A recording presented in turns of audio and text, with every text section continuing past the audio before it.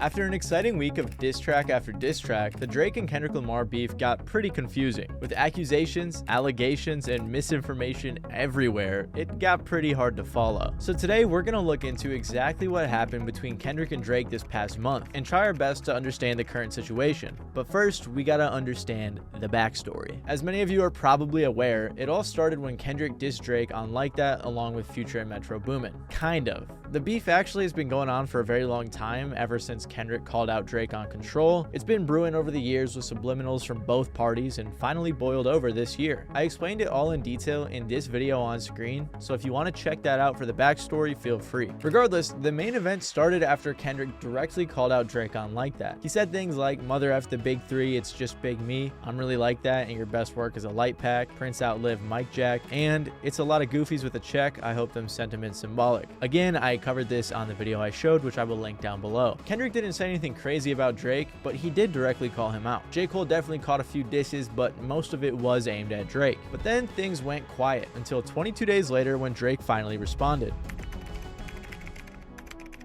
On April 13th, Drake's response push-ups leaked and wouldn't be officially released until 6 days later. Of course, Drake sent shots at many of the other people dissing him, but most of the lines were targeted at Kendrick. Again, little shameless plug if you're wondering why everyone else hates Drake, video in the description as well. Aside from repeatedly calling Kendrick short, Drake made one major accusation on this track. He said, "Extortion baby, whole career you've been shook up, cause Top told you drop and give me 50 like some push-ups." He repeated this sentiment throughout the entire track, and this is what it means. Top Dog, or Anthony Tiffith, is the owner of Top Dog Entertainment, the label that Kendrick had signed to in the mid-2000s. The reason Drake said Top told you drop and give me 50 is because he was accusing him of splitting his profit with TDE 50-50, which isn't ideal. He was also referring to this video of Kendrick doing push-ups. But the reason that he said Kendrick was an extortion baby is because of a story Kendrick told on the song Duckworth. Essentially, the entire song was about how Top Dog was gonna rob a KFC where Kendrick's dad, whose nickname was Ducky, worked at. In the song, Ducky knew what was about to happen and wanted to get on Top's good side, so he gave them free food and extra food every time they came through the KFC. Years later, Top signed Kendrick to his label, and Kendrick's dad and Top were cool because of this incident. But Drake is saying that Kendrick is being extorted, which means that Top is threatening Kendrick into giving him a 50-50 split. So this was the main accusation that Drake was making on this song. But he also said, "This ain't even everything I know, don't wake the demon up." So this song essentially served as a warning shot. The same day that he officially released Push-Ups, Drake released a second diss on his Instagram called Tailor Made Freestyle. The song had verses from an AI Tupac and an AI Snoop Dogg to poke fun at Kendrick for being a West Coast rapper who cites the two as big influences. The use of AI actually made a lot of people upset, especially since he used Tupac AI, which many people thought was disrespectful. Regardless, Drake said a handful of things on this song, with one of the main ones being, "What's taking so long, we waiting on you? Soon as you get the courage to drop, I'm out on the loose." He said this throughout the whole track because it took Kendrick some time to respond. Although to be fair, Drake also took 22 days, and I think people seem to forget that. Regardless, one of the most important things in my opinion that Drake said on this song, from the perspective of an AI Tupac, was, "Talk about him liking young girls, that's a gift for me. Heard it on the Button podcast, it's gotta be true." Drake basically pulled a B-Rabbit in 8 Mile and said, "This is what you're gonna say about me, haha, I win." But this is important to keep in mind going forward, especially for when Kendrick responded. Also, if it wasn't obvious already, I'm mostly highlighting the accusations that were made in these tracks. I'm not gonna break down every single lyric. So if that's what you guys wanna see, I gotta keep putting you guys on to What's the Dirt, because he's been killing it with the breakdowns, and I'm sure he's got more to come. I'm basically just trying to sum up the current situation. Anyways, 11 days after Drake's Tailor Made Freestyle, Kendrick finally responded with the song Euphoria. And on this song, he made a lot of accusations that would become the center of this beef. Why calculate you, not as calculated? I can even predict your angle. Fabricating stories on the family front, cause you heard Mr. Morale. A pathetic master manipulator, I can smell the tails on you now. I think this has gone unnoticed, but Kendrick basically did the same thing Drake did in a sense, by saying that he knew what Drake was going to bring up about him. But this was another accusation that would be a centerpiece in this beef. The first major accusation that Kendrick made on this song was that Drake tries too hard to be someone he isn't.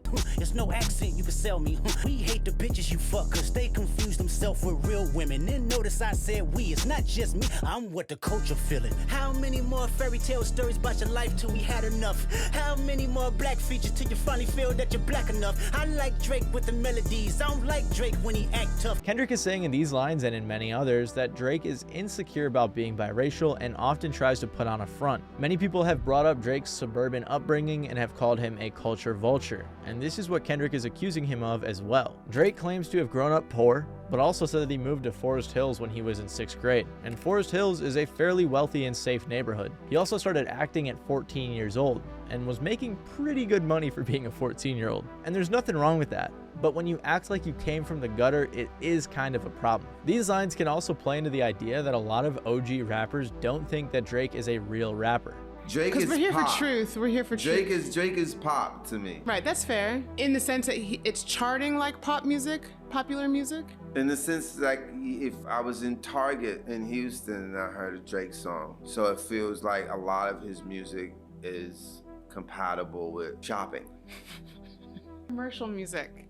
Or it's you Commercial know, music, yeah. shopping with an edge. I mean, I think it's pretty clear what Kendrick is getting at. You know that we got some shit to address. I even hate when you say the word nigga, but that's just me, I guess. Some shit just cringeworthy. Ain't even gotta be deep, I guess. Another accusation Kendrick brought up was with the line, "Let your core audience stomach that, then tell them where you get your abs from." This one isn't that serious, but it's kind of a jab that would be brought up a lot more in this beef. And the other big accusation that Kendrick made on this song was that Drake tried to send out a cease and desist on Like That, the song I mentioned earlier that started the whole beef. Try cease and desist on a Like That record? Oh, what, you ain't like that record? Shortly after Euphoria came out, screenshots of an email that appeared to show someone from Republic Records asking someone from Epic not to release Like That on the radio leaked. A few days later, Metro Boomin posted a similar screenshot on his Twitter with the names blurred out. It's definitely possible that Metro or whoever leaked it is lying, but if we look at the original screenshot, we can see names like Corey Williams, who is the VP of Business and Legal Affairs at Republic Records. The email was also sent to a lady named Becca Connolly, who works at Epic in A&R Label Relations. And guess who Future and Metro are both signed to? Epic Records. And if you're not getting it yet, Drake is signed to Republic. Of course, someone still could have faked it, but it honestly seems legit. I mean, they would have to at least be in the know to get those names right. Obviously, this doesn't mean that Drake was the one who asked for it to be taken down, but it is interesting seeing the label's involvement in this beef. Speaking of, there was also another rumor that Drake's label was trying to get Kendrick and The Weeknd to stop beefing with Drake because it was making him look bad, but that rumor was false, so I just want to put that to rest right here. Kendrick did allude to a few other things on this song that would be brought up more throughout the beef, but this was mostly it. Just like Push-Ups, it was more of a warning shot. 3 days later though, Kendrick Lamar released the song 616 in LA on his Instagram. One of the major accusations that Kendrick made on this song was that OVO was working for him. So most of the Kendrick disses aren't copyrighted, but this one is apparently, so I had to mute it. But I'm assuming you guys can read, so I'm just gonna show you guys the lyrics. I hope you guys can read. And one really cool thing about this track was the cover, which we had no idea what it meant at first, and I'm not going to tell you yet if you don't know, but I'll give you a hint. It is related to the line that I just played. Regardless, without breaking down every lyric and looking into the double entendres, this was Kendrick's main message with this track.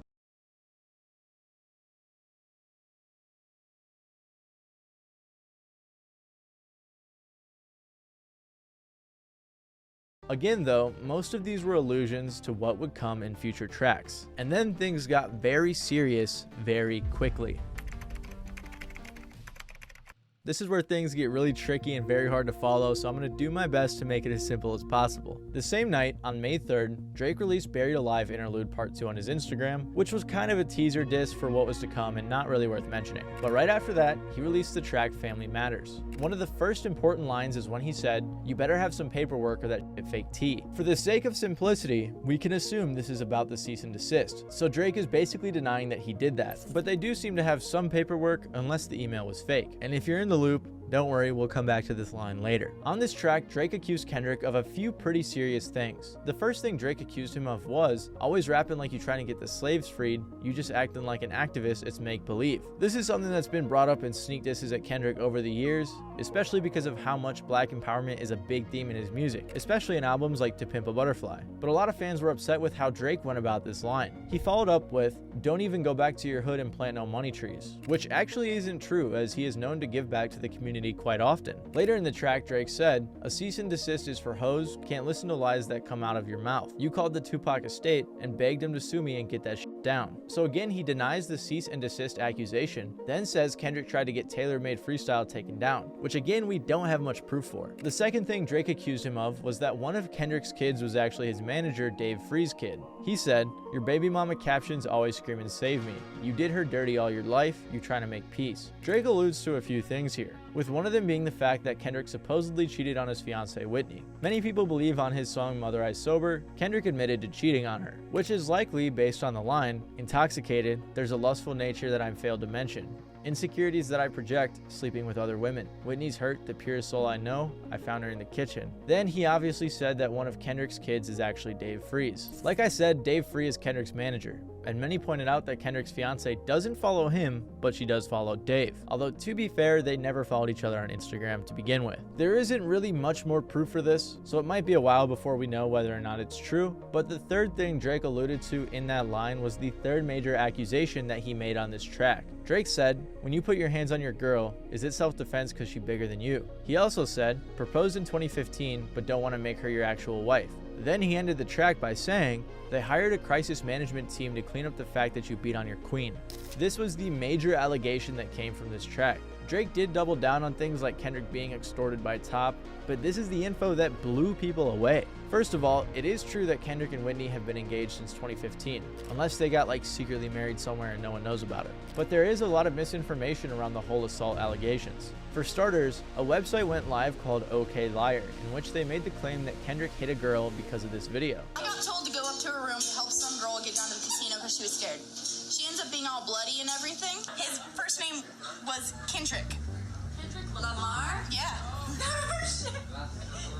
Wait, it was him? What did he do? I mean, he beat up some chick. It was like, there was like, did this stuff go out on TMZ yet? Because I think I need to make a phone call. Many people speculated this was about Whitney, although there was a photo of them rock climbing right after the incident and she looked perfectly fine. Kendrick also addressed it in a Breakfast Club interview. Story about you, and I was like, there's no way this is true. Yeah. When they said you were in Vegas and you beat some guy bloody and you did something to some female, Yeah. and they said they had evidence and all of this, and then I never heard anything about it again. Yeah, because it's foolishness. That's the most ignorant stuff I've ever heard made up on, I was like, on Kendrick my did that? name. I doubt it. And, you know, that person, whoever made that up, owes an apology. Not to me, but to women that actually go out there and get abused. You dig what I'm saying? That's a real issue. And There was also someone back when these allegations came out who showed pictures of Kendrick staying somewhere else at the time, not where they claimed he was in the video. Many pointed out that there was no police report filed from this incident, which definitely is important for evidence. Also included on OK Liar was a post apparently from a website called Media Takeout. They said, "Shortly after Media Takeout published the article, we were reached out to first by people we know who worked at TDE who asked us to delete the article. We were told that the woman was lying and that the incident never happened," which, even if it was true, would make sense if the allegations were false. We also saw Whitney's brother supporting Kendrick on Twitter, and while this definitely isn't evidence, it could help support Kendrick's argument. But in general, there isn't really any hard evidence that Kendrick did this. That doesn't mean it's impossible, but I also want to make sure throughout this entire video that we're not supporting baseless claims for no reason. It is also interesting if we refer back to the line on Euphoria where Kendrick said he could predict Drake's angle, which was fabricating stories on the family front. So right after Drake made these huge allegations against Kendrick, Kendrick did one of the craziest things ever, and like 30 minutes after Drake released Family Matters, he released Meet the Grams. This was definitely one of the coolest things I've seen in rap, I gotta say. Just seeing the two biggest rappers go head to head right after each other was awesome. First, I gotta start off by saying the cover for Meet the Grams was a zoomed out picture of the glove from 616 in LA, and allegedly it was sent to Kendrick by a mole on Drake's team. So that teaser was super interesting. Although I will say the cover was later removed for reasons we don't know. But Kendrick made some pretty big claims in this song as well. And pretty early in the song, Kendrick brought up a very serious allegation. Got sex offenders on Hovio that he keep on a monthly allowance. A child should never be compromised, and he keeping his child around him. And we gotta raise our daughters knowing there's predators like him lurking. Fuck a rap battle, he should die so all of these women can live with a purpose. I've been in this industry 12 years, I'ma tell y'all one little secret. It's some weird shit going on, and some of these artists be here to police it. They be streamlining victims all inside of their home and calling them tender. Then leak videos, sell themselves to further push their agendas. Here, Kendrick accuses Drake of being up to some pretty suspicious behaviors, if you get what I'm saying. First off, he mentioned how Baka Not Nice, one of the people on Drake's label OVO, was arrested in 2014 for human trafficking, procuring prostitution, and assault. He was accused of forcing a 22-year-old woman into prostitution. To be fair, the human trafficking and procuring for prostitution charges were dropped, but he served 6 months for the assault charge. Then Kendrick brings up some of Drake's strange behaviors. One that fans often criticized was the fact that Drake became friends with Millie Bobby Brown when she was 13 and he was 31, which is definitely strange, although she did defend him on social media and say he wasn't weird. Regardless, this was always unpleasing to fans. There was also another very weird video where Drake had a girl come up on stage, asked her age, and she responded with 17. At the time, he was 23 years old. He continued to say a bunch of weird stuff I don't want to repeat, and then kiss her. And while the age of consent in Colorado, where he was, is 17, doesn't make it any less weird. The girl in the video actually spoke out recently saying that Drake's team picked her out and that it wasn't a big deal. So while none of this is evidence that he's a straight up PDF file or whatever I gotta say so YouTube doesn't ban me, it's definitely smoke that could be coming from a fire, or however that saying goes. The third thing that Kendrick alluded to in that verse was industry elites, like Drake possibly, running trafficking rings from their own homes. Again, we don't have any evidence that Drake actually is up to this, but there are a few strange instances. For example, one girl on TikTok has made the claim that Drake has his own private Tinder, where someone from OVO goes around finding girls for him. And while there isn't any hard evidence for this, fans think Drake straight up admitted it on Chicago Freestyle when he said, "All good, Chubbs will look around, find one that seemed my type. That's my dog, and he knows what I like. He done found me plenty in my life." Regardless, it's interesting to think back to the line on Taylor Made Freestyle I mentioned earlier. On the verse after that one, Kendrick made his second huge claim, and it was that Drake is a deadbeat dad to his daughter, and no one even knows if she's real. Dear baby girl, I'm sorry that your father not active inside your world. He don't commit to much, but it's music, yeah, that's for sure. He a narcissist, misogynist, living inside his songs. Try to destroy families rather than taking care of his own. So Kendrick claims that Drake has an 11-year-old daughter somewhere, but like I said, there isn't any evidence for this either. Right after the song dropped, Drake said on his story, "Can someone find my hidden daughter, please, and send her to me?" There were theories of some young girl being Drake's daughter that were shared on Twitter, but I don't really think it's right to be posting some random young girl on my videos or sharing those photos of her, so I'm not gonna get into it. Basically, Twitter thought they found Drake's daughter, but it ended up being false. Around this time, a theory began floating around Twitter that Drake fed Kendrick fake info about the daughter, but we'll touch more on this later. However, one of Kendrick's friends said on a live stream that the daughter is indeed real. We trying to see that birthday party pics. Nah, we show you the birthday party pics, bro. It's gonna be like, motherfuckers gonna be going after that little girl and bullying her, so we ain't on that, bro. I just need to keep it hip-hop or we will get personal. There was also a tweet in 2012 where Drake said "baby girl," which perfectly lines up with how old she would be. But as you probably have noticed throughout this video, and you're probably a little annoyed about it, as am I, is the fact that we don't have any solid evidence for any of these accusations. It's pretty much just one group's word against another's. Also on Meet the Grams, Kendrick doubled down on Drake's racial insecurities when addressing his father Dennis. Dear Dennis, you gave birth to a master manipulator. Even using you to prove who he is a huge favor. I think you should ask for more paper and more paper and more paper. But after this track, Kendrick decided to double down and release another one the next day. The next day, Kendrick beat Drake at his own game by releasing a fun, bouncy track produced by DJ Mustard, all while doubling down on the accusations he made against Drake. Say Drake, I hear you like I'm young. You better not ever go to cell block 1. To any bitch that talk to him and they in love, just make sure you hide your little sister from him. You trolling like a bitch, ain't you tired? Trying to strike a chord, and it's probably A minor. Pretty much this entire song was Kendrick doubling down on everything he claimed about Drake. You caught Future when you didn't see the club. Like, what? Little baby help you get your lingo up. What? 21 get your false street cred. Thug makes you feel like you a slime in your head. Like, what? Quavo said you can be from Northside.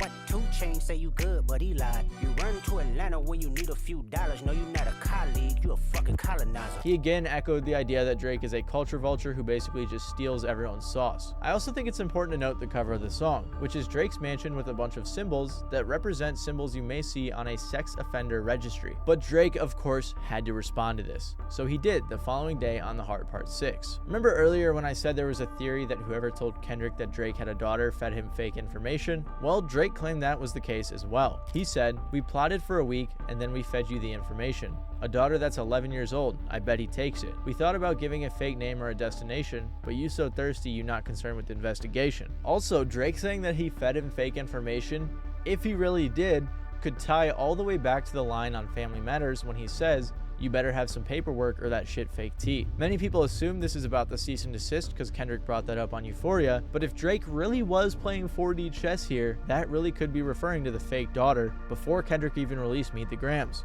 which would be absolutely insane, but we may never know if it's true. Again, there isn't much to prove this, but I'll get back to this in a minute. Drake also brought up the Whitney and Dave Free stuff, saying, and why isn't Whitney denying all of the allegations? Why is she following Dave Free and not Mr. Morale? Drake was addressing everything, even the PDF file accusations, but he addressed it in a way that upset a lot of people. He brought up the fact that Kendrick said he was molested on Mother I Sober, which is why Drake thought Kendrick was obsessed with this angle on his diss songs. In reality though, Drake actually misunderstood the song, as Kendrick explicitly said he wasn't. Drake also said, I never been with no one underage, but now I understand why this the angle that you really mess with. Just for clarity, I feel disgusted. I'm too respected. If I was f***ing young girls, I promise I'd have been arrested. I'm way too famous for the shit you just suggested. A lot of people thought this was a very weak way to address the allegations, because famous people like Epstein, for example, are very much so capable of this stuff. Regardless, Drake still denied it. So basically, the last two diss tracks released were the guys doubling down on what they had already said and denying the allegations that they made against one another. Most recently, Drake posted on his Instagram story, "Good times, summer vibes up next," which many people believe means that he's done with the beef. But there's one more moving piece that is still crucial to this beef. Remember how earlier I said that Kendrick said that someone on OVO was giving him information? And part of that information was the picture he used on the Meet the Grams cover, and that Drake claimed that they fed him fake information? Well, a random Twitter page posted a video of all the items that were in the cover, with Meet the Grams playing in the background. The video is supposed to disprove the fact that Drake fed Kendrick information with a fake picture, because the items are still in the hands of whoever posted the video. The account also posted another cryptic tweet with the caption, "May this photo help jog your memory as to where you discarded those items. The issue in the photo should also jog your memory. Jimmy Brooks would not have been proud of you that night." Attached was a picture that showed someone who appears to be Drake in a hotel. The account then tweeted, "You've had many things discarded on your behalf over the years. I wonder if you can remember them all." Some people were saying the items in the video were fake, while others said it was just the lighting. And honestly, it's getting to the point where now I'm a little bit confused. It's getting hard to tell what's real and what's not real, especially when we have information coming from so many sources and then information being debunked days later. But I can say for sure that this drama is far from over. Like I said, pretty much every allegation they made against one another is just one group's word against another's. I'm gonna bust out some legal terms to describe the situation. There isn't any direct evidence of any of these major claims, but there is some circumstantial evidence. So for now, in my opinion, I think it's best to not just automatically believe everything we see and wait for more concrete evidence to come out. I did my best to neatly cover every major allegation in the diss tracks, but this beef is messy and the misinformation online is vast. So if I missed something, let me know, but I think I got most of the major stuff. Regardless, it's super exciting to see the two biggest rappers going at each other like this, but I think it'll be a while before we know if any of these claims are true. I don't think this beef will ever be over, and I'm willing to bet we'll get more information as time passes.